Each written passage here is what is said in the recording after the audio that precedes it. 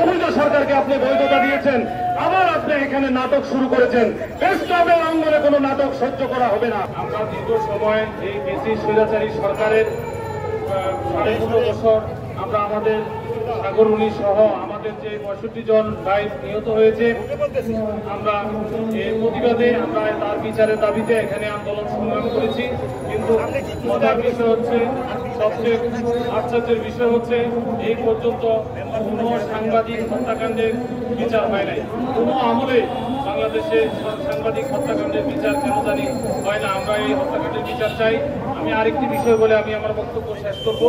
এখন এই বৈষম্য বিরোধী আন্দোলনের পরে বাংলাদেশে যে অন্তর্বর্তীকালীন সরকার সৃষ্টি হয়েছে, এই সরকারে দেখা যাচ্ছে যে অনেক নতুন মুখ দেখা যাচ্ছে যে অনেক সুবিধাভোগী লোক রাতারাতি তারা তাদের খোলস পাল্টিয়ে সরকারের বিভিন্ন গুরুত্বপূর্ণ জায়গায় তারা অধিষ্ঠিত হচ্ছে।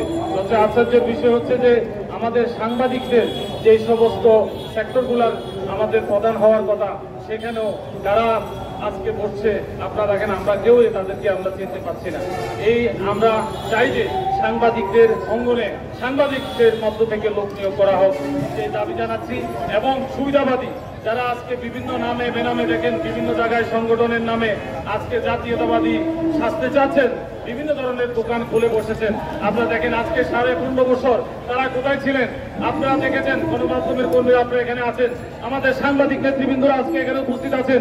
এই সরকারি বেশিবাদী সরকারের বিরুদ্ধে আমরা রাজপথে ছিলাম। আজকে যারা সুবিধার ভাগ বাটোয়ারার জন্য এই সমস্ত কাল বাহানা করে নতুন নতুন সংগঠন খুঁজতেছেন, আমরা এই সমস্ত বুঝি। সাংবাদিক সমাজ এই সমস্ত বুঝে। আপনারা আবার ভাগ বাটোয়ারার জন্য আপনারা আওয়ামী লীগ আমলেও ভাগ বাটোয়ারা নিয়েছেন, এখনো আবার ভাগ বাটোয়ারা চান। গত নির্বাচনে আপনি সরকারকে সাথে আপনি নির্বাচন করেছেন, ইনসাফের মাধ্যমে আপনি নির্বাচন করেছেন, সরকারকে সহযোগিতা করেছেন, অবৈধ সরকারকে আপনি বৈধতা দিয়েছেন, আবার আপনি এখানে নাটক শুরু করেছেন। প্রেস ক্লাবের অঙ্গনে কোনো নাটক সহ্য করা হবে না।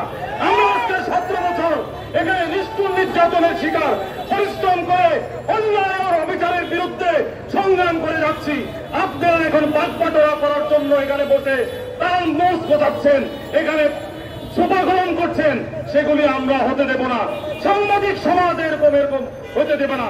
আমরা বৈষম্যের বিরুদ্ধে এই অন্তর্বর্তীকালীন সরকার, বাংলাদেশে আর কখনো কোনো ধরনের বৈষম্য হবে না। এই সমস্ত চালাকি করে বহুত আপনারা করেছেন, আমরা দেখেছি আপনারা কিভাবে বিভিন্ন ধরনের চালাকি করে বিভিন্ন বাগবাটোয়ারা বিভিন্ন সুযোগ সুবিধা নিয়েছেন। আমরা এগুলি সব জানি, সব প্রকাশ করে দিব আমরা যদি এই সমস্ত আপনারা না থামেন।